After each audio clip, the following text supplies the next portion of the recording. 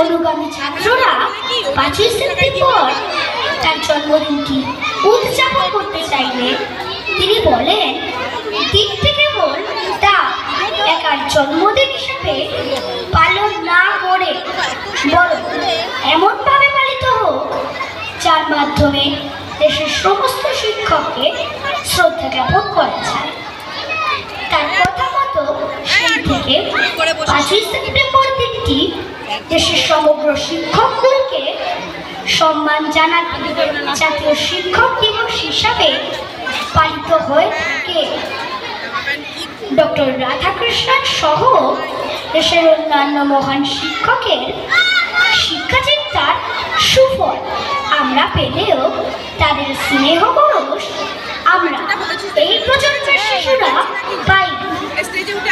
তাই শিক্ষক দিবস শব্দটি শোনা মাত্র যে মুখটি আমার মনে প্রথম ভেসে ওঠে তিনি হলেন আমার জীবনের প্রথম শিক্ষক, আমার মা, যার চোখ দিয়ে আমি এই পৃথিবীকে একটু একটু করে চিনতে শিখছি।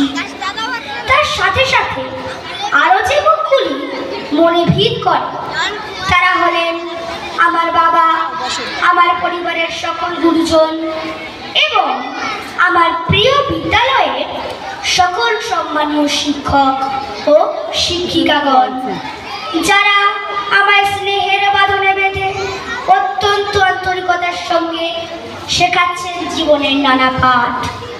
তাই আমি মনে করি প্রিয় এই সকল শিক্ষকদের শ্রদ্ধা জ্ঞাপনের কোনো নির্দিষ্ট দিন হয় না। রোজই আমার কাছে শিক্ষক দিবস, তবু প্রথা মেনে শিক্ষক দিবসের এই পুণ্যলগ্নে আমি আমার সকল শিক্ষক শিক্ষিকাকে সশ্রদ্ধ প্রণাম জানাই। নমস্কার।